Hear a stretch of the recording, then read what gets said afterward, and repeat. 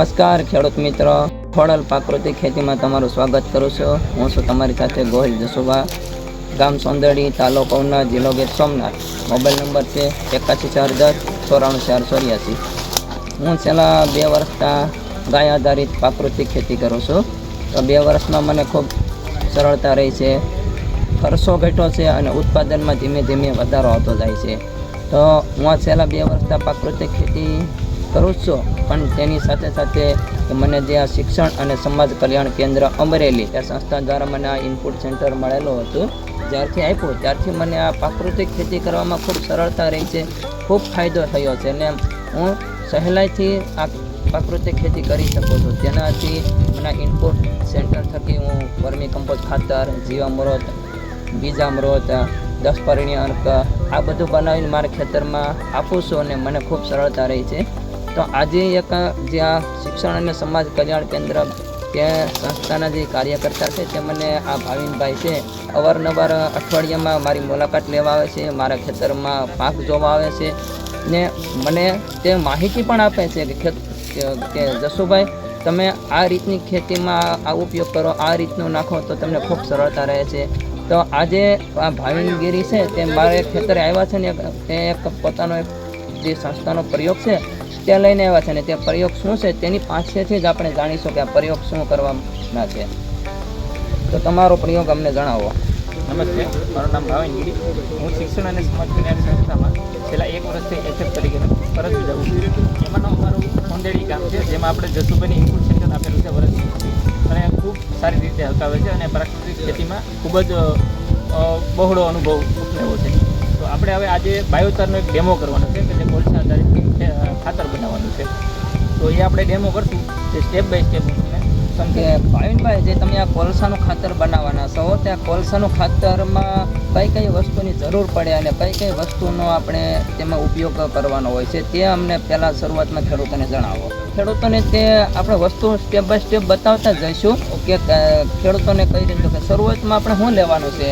શરૂઆતમાં આપણે માટી લેશું અને માટી ન હોય તો આપણે છાણિયું ખાતર પણ લઈ શકીએ. તો આપણે જે આ છે ને જો આપણે ખેડૂતોને બતાવીશું કે આ છે ને આ છાણિયું ખાતર છે. આ છાણિયું ખાતર આપણે જે કોહવાઈ ગયેલું છે કે જે શરૂઆતમાં આપણે જેને ભેજ આપેલો હતો 15 દિવસ માટે આને ભેજમાં આપેલો હતો એટલે આ કોહવાઈ ગયેલું છાણિયું ખાતર આપણે લીધેલું છે. બીજું શું લેવાનું છે? આપણે કોલસો લેશું કે જે કોલસો નહીં બળેલો કે નહીં કાચો, મીડિયમ. પછી એના પછી આપણે લેશું સૂકો કચરો. જે આ ઘઉંનો છે ને જે કોવળ કહેવાય છે કે જે ઘઉં આપણે કાઢેલા હતા તેનો કોવળ છે તે સૂકા કચરા તરીકે આપણે તેનો ઉપયોગ કરીશું. ત્યાર પછી આપણે લીલો કચરો લઈશું. એમાં જવારનું આલે, ચોરાફરીનું આલે અને લીમડો બધેથી ઉત્તમ કે આપણે એને લેશું. તો આપણે આ લીમડો છે ને જે આ ગાંચડી જે ભરેલી છે ત્યાં આટલો આ લીમડો લેશું. ત્યારબાદ આપણે લેશું વર્મી કમ્પોસ્ટ. આપણે બનાવેલું છે, અહીંયા જ બનાવેલું છે ઇનપુટ સેન્ટરમાં, કે જે વ્યવસ્થિત આખું કોહવાઈ ગયેલું છે. અને ત્યારબાદ આપણે એના ઉપર જીવામૃત છાંટશું. આખું એક લેયર કમ્પ્લીટ થાય. આ જીવામૃત આપણે અહીં જ બનાવેલું છે. આ જીવામૃત લઈશું. આ વર્મી કમ્પોસ્ટ આ શિક્ષણ અને સમાજ કલ્યાણ કેન્દ્ર દ્વારા જે આ ઇનપુટ સેન્ટર મળેલું છે તેના માધ્યમથી જ હું વર્મી કમ્પોસ્ટ ખાતર બનાવું છું. તો આપણે આની શરૂઆત કરીશું કે ત્યાં સ્ટેપ બાય સ્ટેપ કઈ રીતનું આને કોલસાનું ખાતર બનાવીશું. બનાવવાનું છે તો આપણે ખેડૂત ભાઈઓને તો સમજાવી દીધું કે એની વસ્તુ કેટલી જોઈને 100 વસ્તુની જરૂર પડશે. તો લેયર આપણે જે તમે વાત કરો છો કે કઈ રીતના લેયરની શરૂઆતમાં એનો ઉપયોગ કરવાનો? લેયર આપણે માટી અથવા તો છાણિયા ખાતરનો કરી શકીએ. માટી ન હોય તો આપણે છાણિયું ખાતર નાખવું. બીજું લેયર આવશે આપણે કોલસા. આ ખેડૂત ભાઈઓ તમે જોઈ શકો છો આ છે આ છાણિયા ખાતરનો આપણે પહેલું લેયર કરેલો છે. બીજું લેયર આપણે કોલસાનું. ત્યારબાદ બીજું લેયર આ જે ભાવિનભાઈ કરે છે જે આ કોલસાનું બીજું લેયર છે. આ રીતનો આપણે બાયોસારનો પ્રયોગ આપણે ખેતરમાં પણ આપણે કરી શકીએ. તેનાથી જે શું ફાયદા થાય છે, ખેતરમાં શું ઉપયોગ આવે તે પણ આપણે પાછળ તેની વાત કરીશું. હવે ત્રીજું લેયર આવશે આપણે સૂકો સારો કે જે આપણે અહીં જોઈ રહ્યા.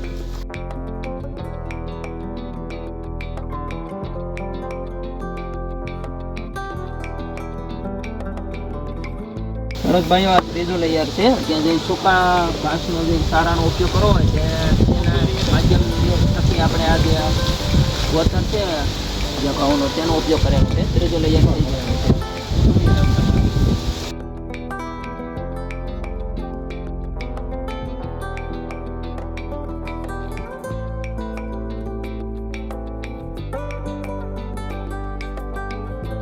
ચોથો લેયર આપણે જે લીલો તરીકે જે આપણે ઉપયોગ કરવાનો હોય છે તેમાં બેસ્ટમાં આપણે લીમડો કહેવાય છે, તો તે લીમડાનો આપણે ચોથો લેયર આપણે આ નાખેલું છે અને આ રીતનું સ્ટેપ બાય સ્ટેપ આપણે લેયર બનાવવાના હોય છે.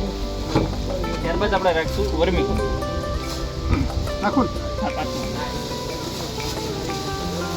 આ ખેડૂત ભાઈઓ તમે જોઈ શકો છો. ત્યારબાદ આપણે જે આ વર્મી કમ્પોઝનો 5મું લેયર આવે છે, જે આ વર્મી કમ્પોઝ જે લીમડો છે એની ઉપરનું જે આ 5મું લેયર છે, આ રીતનું આપણે આપણા ખેતરમાં પણ આપણે કરી શકીએ.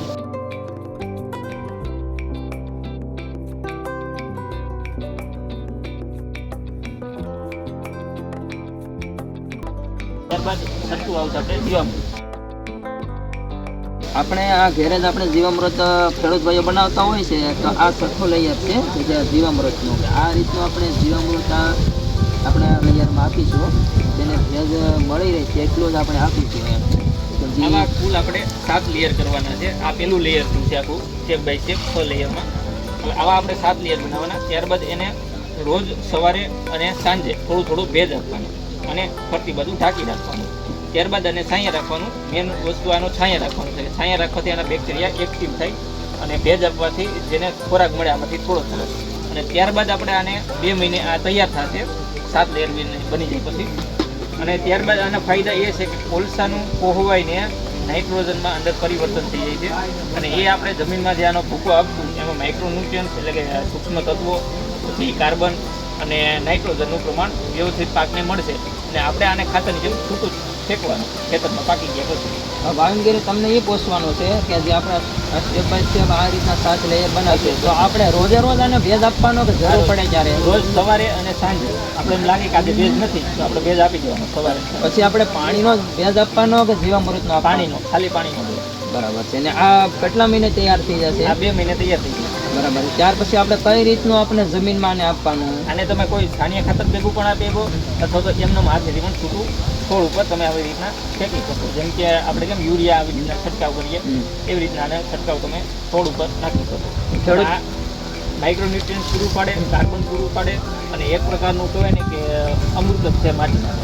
ખેડૂત ભાઈઓ આ આપણે સાવ આમ તો મફતમાં જ છે ને, સમજી લીજો. એટલે કે આ મફતમાં છે કે આવો પ્રયોગ આપણે ખેતરમાં પણ આપણે કરીએ ને જાજો નહીં, આપણે અડધા વીઘામાં પણ આનો પ્રયોગ કરીને આપણે જોઈએ કે આપણા ખેતરમાં આનો રિઝલ્ટ આવે છે. ગયા વર્ષે મને આ સંસ્થા દ્વારા જ આ બાયોસારનો પ્રયોગ આપેલો હતો, તો તે મને ખૂબ ફાયદો પણ થયો હતો અને મારા ખૂબ સરળતા પણ ખેતરમાં પાક પણ સારો હતો. તો આ વર્ષે આપણે બીજી વખત આ પ્રયોગ કર્યો છે, પણ આ આપણે ખેડૂત ભાઈઓને ઉપયોગમાં આવે, ખેડૂત ભાઈઓ પોતાને ખેતર આ પ્રયોગ કોલસાનો ખાતરનો કરી શકે તે માટે જ આપણે વિડીયો બનાવ્યો છે. બસ આજે એટલું જ ખેડૂત ભાઈઓ. નમસ્કાર.